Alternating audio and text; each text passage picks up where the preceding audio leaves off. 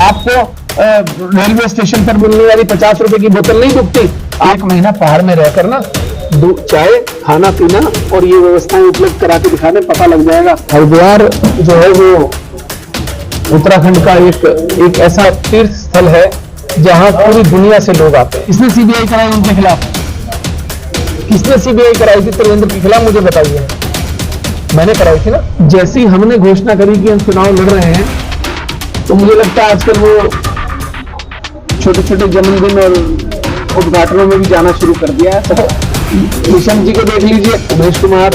आप भाजपा के पूरे कार्यकर्ताओं को देख लीजिए, उमेश कुमार। आप कांग्रेस के कार्यकर्ताओं को देख लीजिए, उमेश कुमार। नमस्कार दोस्तों, आपके अपने प्रिय चैनल समर्थवाद न्यूज में आपका विशेष स्वागत है। समर्थवाद न्यूज से मैं मनीष शर्मा। आज हम बैठे हैं उमेश कुमार जी के साथ, जो कानपुर विधायक हैं। कुछ सवाल ले लेते हैं। सर, एक सवाल लेना चाहूंगा। जिस प्रकार से हरिद्वार जो है एक हॉट संसदीय सीट मानी जा रही है, मैं आपसे एक सीधा सीधा सवाल लेता हूँ। चाहे भारतीय जनता पार्टी हो चाहे कांग्रेस हो, आज तक इन दोनों की सरकार आती रही है, सांसद भी इन्हीं के चुने गए, लेकिन कभी भी ऐसा नहीं होता कि एक तरफ तो ये लोग बोलते हैं कि पहाड़ और प्लेन की जो है खाई को हमें पाटना है, लेकिन कभी भी ऐसा नहीं देखा गया कि प्लेन से कोई सांसद कोई चेहरा उतारा गया हो किसी पार्टी के द्वारा। हमेशा अगर देखा जाए तो ऊपर से ही चेहरा आता है। और दूसरी चीज ये लेना चाहूंगा कि ऐसा क्या हरिद्वार संसदीय सीट में है कि कोई भी प्रत्याशी यहीं आकर जो है अपना चुनाव लड़ना चाहता है और यहीं अपना प्रदर्शन करना चाहता है, चाहे वह चुनाव लड़े या ना लड़े, उसके बाद कदम भी पीछे उठा लिए जाते हैं, लेकिन हरिद्वार की जनता को बरगलाने का एक कार्य किया जाए। देखिए, हरिद्वार सीट एक महत्वपूर्ण सीट है। लगभग 1500 के करीब गांव जो हैं इस सीट के अंतर्गत आते हैं। 2200 से ज्यादा बूथ इस लोकसभा सीट के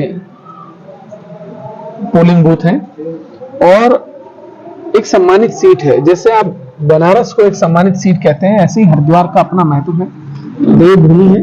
हरिद्वार जो है वो उत्तराखंड का एक ऐसा तीर्थ स्थल है जहां पूरी दुनिया से लोग आते हैं। हरिद्वार के सांसद को बताने की जरूरत नहीं है। अगर आप कहेंगे आप कहां से, पीलीभीत से हैं, आप चित्रकूट से हैं, आप कहीं और से हैं, तो आदमी पूछेगा ये कहां है। लेकिन जब आप कहेंगे आप हरिद्वार से सांसद है, तो बताना नहीं पड़ेगा पूरी दुनिया में कि आप कहां से सांसद हैं। लेकिन हरिद्वार की उपेक्षा लगातार सभी लोगों द्वारा की गई है। जहां तक पहाड़ और प्लेन की बात है, आज तक जितने सांसद रहे हैं, स्थानीय सांसद बहुत कम रहे हैं और जो सांसद रहे हैं उन्होंने हरिद्वार की उपेक्षा की है। आप इतिहास उठाकर देख लीजिए, 2 बार से जो लगातार सांसद हैं वो 9 साल कहां थे। जैसे ही हमने घोषणा करी कि हम चुनाव लड़ रहे हैं, तो मुझे लगता है आजकल वो छोटे छोटे जन्मदिन और उद्घाटनों में भी जाना शुरू कर दिया है। सच्चाई है, देख लीजिए। आप हरीश रावत जी को देख लीजिए, किसका नाम लेते हैं? उमेश कुमार। आप निशंक जी को देख लीजिए, उमेश कुमार। आप भाजपा के पूरे कार्यकर्ताओं को देख लीजिए, उमेश कुमार। आप कांग्रेस के कार्यकर्ताओं को देख लीजिए, उमेश कुमार।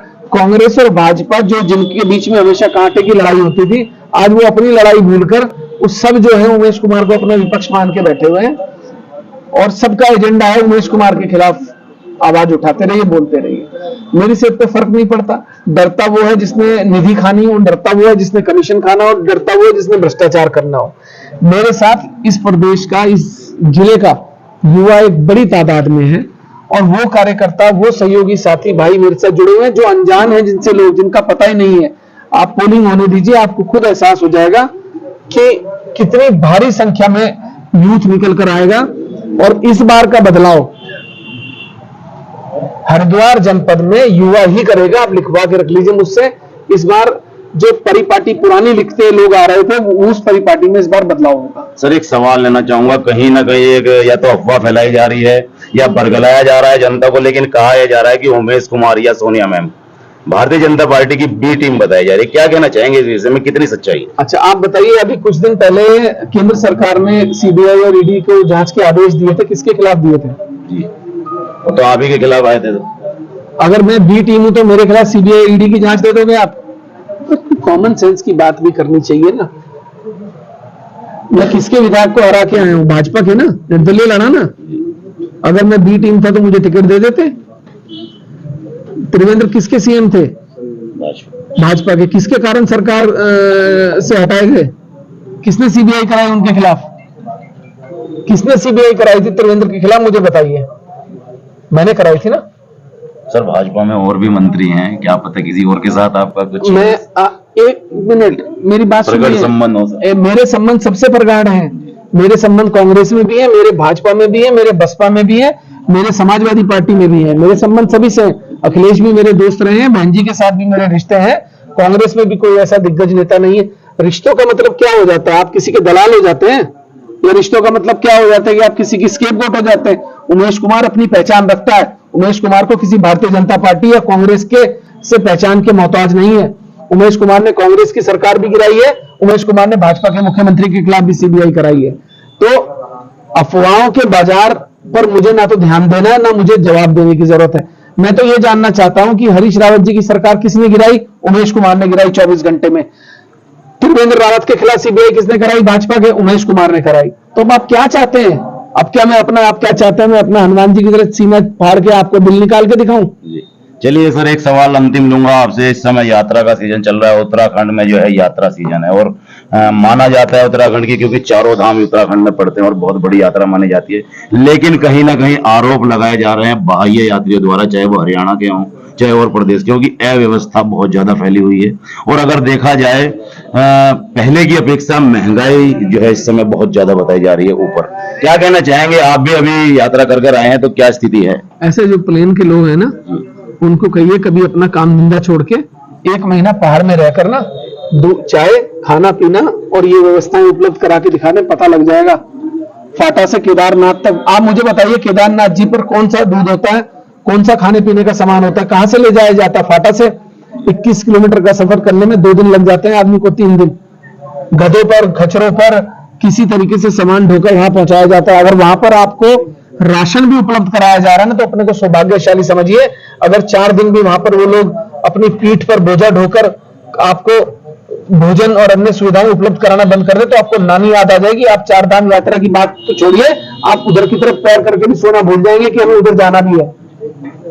आप कभी ये देखिए कि पहाड़ का व्यक्ति कैसे अपने पीठ पर क्विंटल वजन लाद कर 1 दिन का सफर करके केदारनाथ जी तक राशन पहुंचाता है।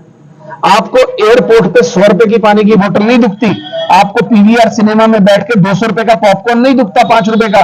आपको रेलवे स्टेशन पर मिलने वाली 50 रुपए की बोतल नहीं दुखती। आपको हवाई जहाज के 5000 रुपए का टिकट नहीं दुखता। आपको केदारनाथ जी, बद्रीनाथ जी, चारों धामों पर पानी की बोतल 50 रुपए देने वाला आदमी बुरा लगता है। आप पिक्चर हॉल में जब परिवार के साथ जाते हैं, 100 रुपए की बोतल खरीदते नीचे जाके? नहीं। आप 5 रुपए का पॉपकॉर्न 200 रुपए का खरीदते हैं? नहीं, वो नहीं दुखता आपको। देखिए, उन विषम परिस्थितियों में अगर आज हमें कोई सुविधा उपलब्ध करा रहा है, तो उसकी आलोचना नहीं करनी चाहिए, हमें उसकी प्रशंसा करनी चाहिए कि उन विषम परिस्थितियों में भी जहां कब बर्फ पड़ जाती है, कभी आप जाके देखिए, जब व्यक्ति राशन लाद के ले जा रहा था, बर्फ पड़ जाती है, तो वो कैसे उस राशन को लेकर केदारनाथ जी और बद्रीनाथ जी तक पहुंचता है।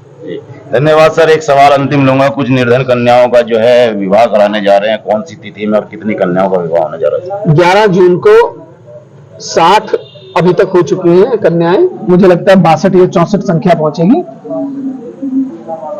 अनाथ और निर्धन कन्याओं का सामूहिक विवाह है। लगभग 15 से 20 हजार आदमी मैं एक्सपेक्ट कर रहा हूं आने की, और बहुत धूमधाम से ये विवाह संपन्न कराया जाएगा। सभी क्षेत्रवासियों से मेरी प्रार्थना है, मेरा निवेदन है कि समय निकालकर उन बच्चियों को आशीर्वाद देने जरूर आए जो निर्धन भी हैं, अनाथ भी हैं और असहाय भी हैं। कन्यादान से बड़ा कोई दान नहीं होता। तो उन कन्याओं को आशीर्वाद देने के लिए आपसे मुझे कोई सहयोग नहीं चाहिए, हमें आपसे कोई राशि नहीं चाहिए, हमें किसी से कोई सुविधा सहायता नहीं चाहिए। लेकिन आप अगर आकर आशीर्वाद देंगे तो ये हमारे लिए बहुत खुशी की बात होगी और उन बच्चियों को भी अच्छा लगेगा। जी धन्यवाद। तो ये थे हमारे साथ खानपुर विधायक उमेश कुमार जी, जिन्होंने बड़ी ही बेबाकी से अपनी बात आप लोगों के सामने रखी।